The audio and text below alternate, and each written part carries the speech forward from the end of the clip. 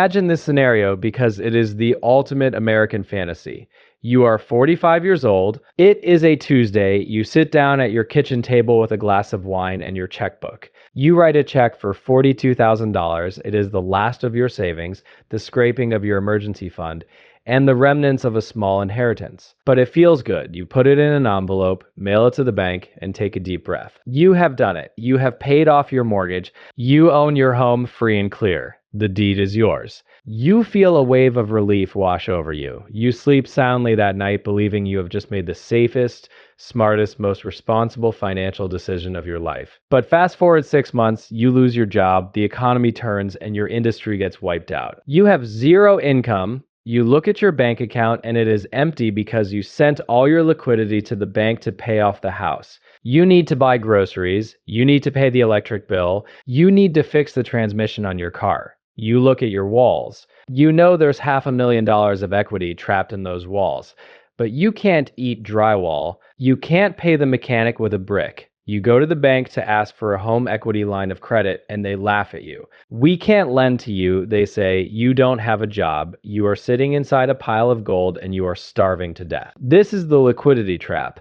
By obsessing over being debt-free, you have mathematically guaranteed your own fragility. You traded your liquid options for a gold star on a credit report, and in doing so, you lit hundreds of thousands of dollars of future wealth on fire. What's up? It's your Mr. Brother, and I spend way too much time thinking about the emotional lies that prevent us from optimizing our financial lives. If you are someone who is currently paying an extra $500 a month toward your mortgage principal because you want that feeling of freedom, or if you have a low interest rate but still feel guilty about carrying debt, make sure to hit that subscribe button because today we are going to slaughter one of the most sacred cows in personal finance. We are going to talk about why paying off your mortgage early is often a mathematical disaster. We are going to look at the concept of debt equity, the power of inflation arbitrage, and why keeping your mortgage forever might actually be the safest thing you can do. Here's the thing about the pay off the mortgage movement. It is driven by emotion, not math. It is driven by a visceral fear of debt that stems from our grandparents' generation. In the 1930s or the 1980s,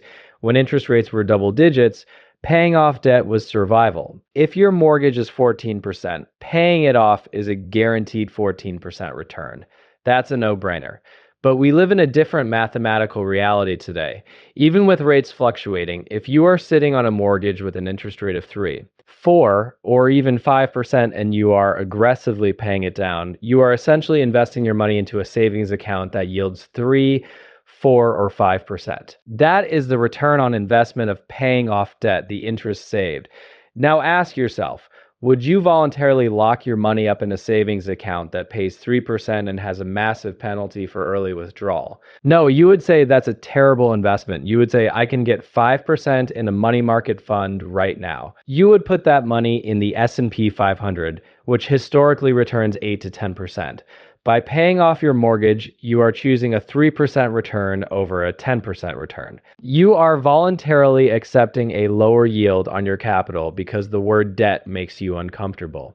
You are paying a fear tax. Let's dig into the concept of arbitrage. This is how banks get rich, and it is how you should think if you want to be wealthy. A bank borrows money from you via your savings account at 0.5% interest, and then lends it back to you via a mortgage at 6% interest. They keep the spread. That spread is their profit. You can do the exact same thing in reverse. If you have a mortgage at 4% and you can invest in the market at 8%, the 4% spread is your profit. It's free money created by leverage. Let's use concrete numbers. Say you have $100,000 extra cash. You can either pay off $100,000 of your 4% mortgage, or you can invest it at 8%. If you pay the mortgage, you save $4,000 a year in interest. If you invest, you earn $8,000 a year. The difference is $4,000 a year, compounding forever. Over 30 years, that decision to invest instead of pay off the debt is worth hundreds of thousands of dollars. By paying off the house, you are killing the arbitrage. You are firing your most productive employee leverage and deciding to do all the work yourself. Now, you might be thinking, but Bobby, debt is risk. What if the market crashes? And this is where we have to redefine what risk actually means. Most people define risk as owing money. I define risk as not having access to money. This is the liquidity risk argument. When you pay extra principal on your mortgage, that money disappears. It goes into the equity of the house. Equity is dead money. It produces no cash flow. It cannot be spent. It sits there doing nothing until you sell the house or borrow against it. But borrowing against it is difficult when you're in financial distress. Banks lend money to people who don't need it. If you lose your job, your credit score tanks, or the housing market crashes, that equity is trapped. You are house rich but cash poor. Compare that to the person who kept the mortgage and put the extra money into a brokerage account. If they lose their job, they can sell some stocks. They can pay the mortgage for 5 years using their liquid assets. Who is safer? The person with the paid off house and zero cash, or the person with the mortgage and 500K in the bank? The person with the cash is safer. They have options. They have runway. The person with the paid off house has a roof, but they have no engine. If they can't pay their property taxes, which you still owe even if the mortgage is gone, the county will take the house anyway. So the idea that a paid off house guarantees security is a myth. Cash guarantees security. Liquidity guarantees security. Paying off the mortgage destroys liquidity. This gets really interesting when we look at the role of inflation. Inflation is the enemy of the saver, but it is the best friend of the debtor. When you take out a 30-year fixed rate mortgage, you are locking in your housing cost for 3 decades. The principal and interest payment never changes, but the value of the dollar drops every year. In 2025, you might be paying $2,000 a month. That feels like a lot. It might be 25% of your income, but in 2045, due to 3% annual inflation, $2,000 will have the purchasing power of roughly $800. Your income will likely have doubled or tripled. You will be paying off the loan with cheaper dollars. The bank is the one losing on this deal. They lent you valuable dollars in 2025, and you are paying them back with worthless dollars in 2045. By paying off the mortgage early, you are destroying this advantage.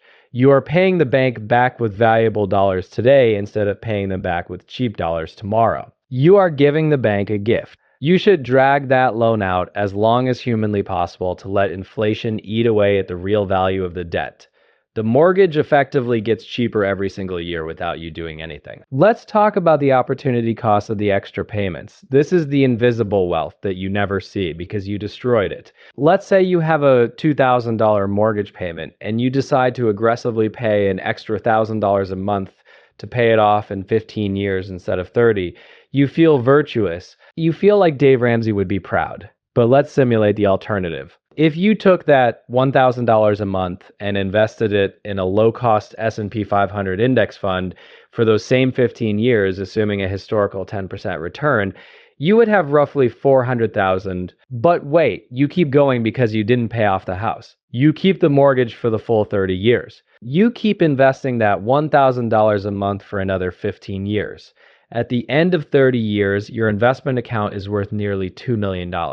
Meanwhile, the responsible person who paid off the house early has a paid off house worth maybe $800,000.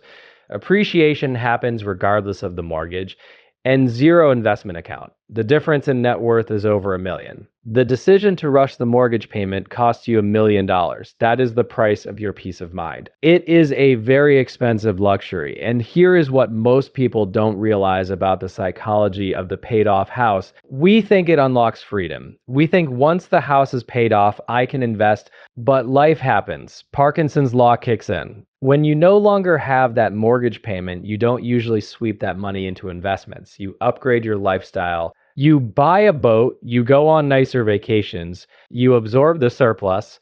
By keeping the mortgage, you enforce a forced savings discipline, not in the house equity, but in the fact that you have to budget for the payment, which keeps your lifestyle consumption in check, allowing you to invest the surplus elsewhere deliberately. Furthermore, having a paid off house puts a massive target on your back for lawsuits. If you get sued and you have 100% equity in your home, That is a juicy asset for a creditor to go after. If you have a mortgage for 80% of the value, there is very little equity for anyone to steal. The bank technically owns the house, which acts as a form of asset protection. You look poor on paper, high debt, which makes you unattractive to litigation, while you keep your real wealth liquid and hidden in brokerage accounts. We also have to address the tax implications, although these have changed. It used to be that the mortgage interest deduction was a huge reason to keep debt. With the higher standard deduction in 2025, fewer people itemize. So I'm not even basing this argument on tax savings. Even without the tax deduction, the math of arbitrage and liquidity still wins. However, if you do itemize, the government is essentially subsidizing your rate. If your rate is 4% and you're in a 25% tax bracket, your effective interest rate is 3%. That makes the hurdle rate for investing even lower. It makes holding the debt even more profitable. Now I know the counter argument. I can hear the comments already. Bobby, you aren't factoring in risk. What if the market is flat for 10 years? What if I retire and can't make the payment? These are valid emotional concerns, but they are solved by the liquidity buffer. Remember, in the investing scenario, you have a massive pile of liquid cash growing on the side. That pile is your risk mitigation. If the market is flat, you still have the principal. If you retire, you can use the investment income to pay the mortgage. You can create your own synthetic payoff. If you have $500,000 in investments earning 4% dividends, that $20,000 a year pays the mortgage for you. You are mathematically debt-free because your assets cover the liability, but you maintain control of the principal. That is true financial independence. Handing the principal to the bank means you lose control. It means you are asking permission to live in your own house. The only time, and I mean the only time, it makes sense to pay off a mortgage early is if the interest rate is significantly higher than what you can earn in the market. If you have a mortgage at 8% or 9% in a high rate environment, then yes, pay it down. That is a guaranteed 9% return that beats the market. Or if you are incapable of saving money, if you know for a fact that if you don't pay the mortgage, you will spend that money on jet skis and shoes, then pay the mortgage. It acts as a forced savings account for the undisciplined. But if you're watching this channel, I assume you are disciplined. I assume you are trying to optimize. For the disciplined investor, low interest mortgage debt is an asset.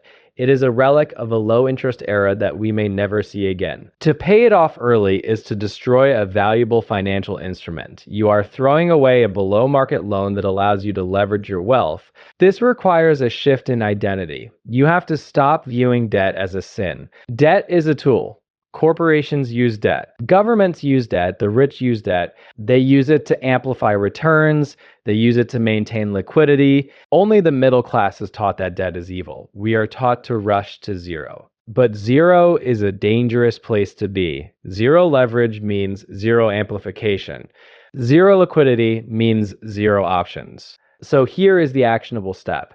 Stop paying extra. Take that extra $200 or $500 or $1,000 that you are sending to the mortgage company every month. Open a separate brokerage account. Call it your Freedom Fund.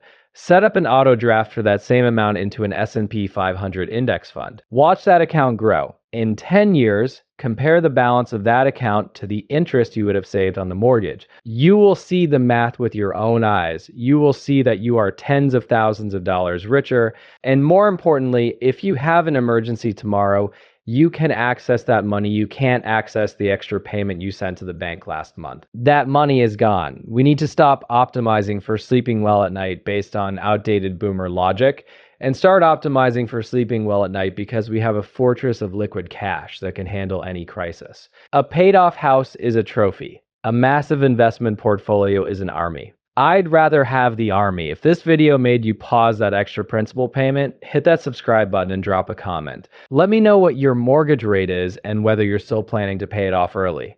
I'll see you in the next one.